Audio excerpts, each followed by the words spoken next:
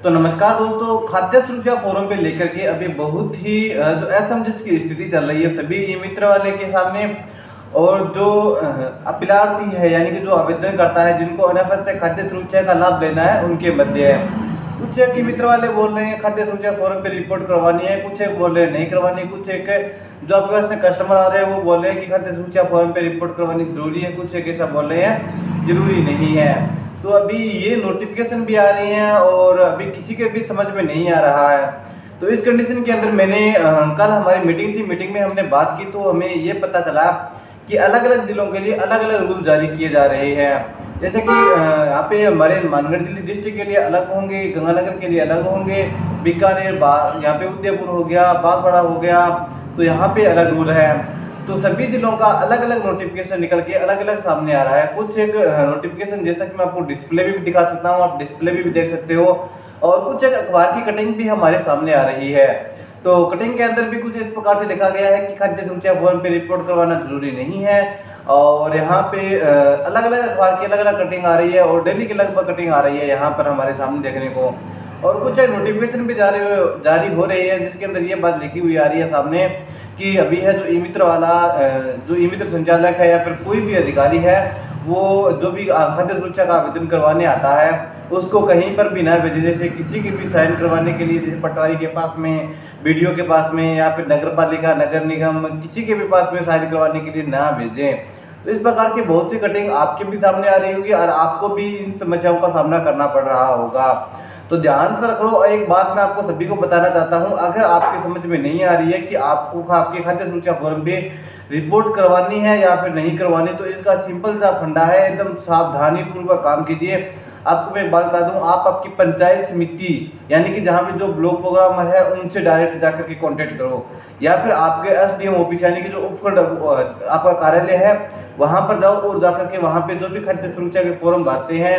या फिर जो भी वहाँ पे खाद्य सुरक्षा काम देखते हैं, एनएफएसए का काम देखते हैं, आप डायरेक्ट जाकर के उनसे डायरेक्ट मिलो और उनसे डायरेक्ट फेस टू फेस बात कर लो कि जो खाद्य सुरक्षा के फॉर्म हमारे पास में आ रहे हैं उन फॉर्म पे सरकारी कर्मचारी, पटवारी या फिर किन किन की रिपोर्ट करवाना जरूरी है और किन किन की रिपोर्ट करवाना जरूरी नहीं है। जैसे अलग अलग जिलों का अलग अलग नोटिफिकेशन आ रहा है, जैसे मैंने आपको बताया था यहाँ पे उदयपुर साइड, भीलवाड़ा साइड, और यहाँ पे तो नोटिफिकेशन आया है कि कोई गाइडलाइन ऐसी नहीं है और आपको किसी भी फार्म पे साइन नहीं करवानी है। डायरेक्ट आपके जो ऑफलाइन फॉर्म है वो भरो, शपथ पत्र भरो, डॉक्यूमेंट लगाओ, यानी कि पात्रता के अंदर जो भी डॉक्यूमेंट रखते हैं वो डॉक्यूमेंट लगाओ और अपलोड करो। पात्रता के अंदर अलग अलग कैटेगरी निर्धारित की गई है। जो नया फॉर्म आया है उसके ऊपर अलग अलग कैटेगरी है जो निर्धारित है। तो उस कैटेगरी के अकॉर्डिंग जो भी कैटेगरी के अंदर कस्टमर आता है उस कैटेगरी को सेलेक्ट करके उस कैटेगरी से संबंधित जो भी दस्तावेज है, जिससे कोई श्रम विभाग में पंजीकृत है तो मजदूर कार्ड लगा दीजिए, किसी की कम भूमि है तो भूमि जहाँ पे आपको कम भूमि वाला ऑप्शन मिलता है उसको टिक कर लीजिए, या फिर किसी की पेंशन आती है तो वो ऑप्शन टिक करके और आपको आवेदन ऑनलाइन करना है। तो इसके लिए मैं आप सभी से एक बात कहना चाहता हूँ, किसी में जो ई मित्र जो आपको यूट्यूब पे वीडियो देखने को मिल रही है वो कहीं ना कहीं अपनी हद तक सही है। वो अपनी वीडियो जो बना करके बता रहे हैं वो अपनी हद तक सही बता रहे हैं, अपने अकॉर्डिंग जो भी डाटा बता रहे हैं वो सही बता रहे हैं, लेकिन आप जो काम कर रहे हो उस काम को आपको स्पष्ट रूप से करना है। तो इसके लिए आपकी भी कुछ जिम्मेदारी बनती है कि आपको जो काम मिला है और जो काम आप कर रहे हो उसके बारे में आपको जानकारी हो, और आपके जो भी ब्लॉक लेवल या फिर डिस्ट्रिक्ट लेवल पे है आप वहां से कांटेक्ट करके जो भी आपको जानकारी मिली है उसको एक बार सत्यता देख ले, उसकी प्रमाणिकता कर ले उसकी कि ये वीडियो जो हमें मिली है वो कहाँ तक सही है और कहाँ तक सही नहीं है। तो इस पे कहाँ किन किन की रिपोर्ट करवाना अनिवार्य है या फिर अनिवार्य नहीं है, तो ये जांच करना आपका खुद का दायित्व रहता है। हमारा काम तो इतना है कि हमारे पास में जो भी न्यूज़ आती है, जो भी प्रमाणित न्यूज़ हमें लगती है वो न्यूज़ आप तक पहुंचा देते हैं वीडियो के माध्यम से।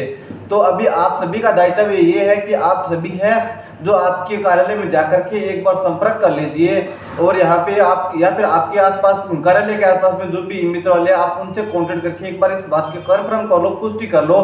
कि आप जो आवेदन आप कर रहे हो उसके अंदर रिपोर्ट करवाना अनिवार्य है या फिर अनिवार्य नहीं है। अगर अनिवार्य नहीं होती है तो आप सभी को पता है आप डायरेक्ट फार्म भरो और ऑनलाइन कर दो, और अगर अनिवार्य होती है तो आप सभी को रिपोर्ट करवाना जरूरी है। अभी बात रह जाती है कि हमने बिना रिपोर्ट के आवेदन तो कर दिया, लेकिन अभी क्या करें। तो आपको घबराने की कोई बात नहीं है। अगर आपने पुराना आवेदन लगा दिया तो कोई भी दिक्कत नहीं है, नया आवेदन लगा दिया तो कोई दिक्कत नहीं है, रिपोर्ट करवा के अपलोड कर दिया तो कोई प्रॉब्लम नहीं है, अगर बिना रिपोर्ट करवाए अपलोड कर दिया तो भी कोई दिक्कत नहीं है। दिक्कत इस कारण से नहीं है कि आपके आवेदन के अंदर जो भी कमी होगी तो उस आवेदन को सेंड बैक कर दिया जाएगा, और सेंड बैक करते समय जो भी त्रुटि जो भी कमी रह गई है वो आपको लिख करके बता दिया जाएगा। जैसे किसी ने रिपोर्ट नहीं करवाया तो वहाँ पे ये बात लिखी हुई साफ साफ मिल जाएगी आपको कि इन रिस्पॉन्सिबल पर्सन की या फिर पटवारी सेक्रेटरी सरपंच की रिपोर्ट करवा करके अपलोड करें, या फिर किसी ने पूरा भरा हुआ फॉर्म अपलोड कर दिया और शपथ पत्र लगा दिया तो उनको वापस मिल गया। और अगर किसी ने एकदम सही से अपलोड कर दिया है फॉर्म, सभी की रिपोर्ट करवा के कर दिया है और उनको कोई भी कमी नहीं लगी तो आपका फॉर्म ऑटोमेटिक अप्रूवल हो जाएगा। तो आपको घबराने वाली कोई बात नहीं है। उम्मीद करता हूँ आज की इस वीडियो में दी गई जानकारी आपको पसंद आ गई होगी। तो चलिए मिलते हैं फिर नई वीडियो नई अपडेट के साथ, तब तक के लिए जय हिंद, जय भारत, धन्यवाद।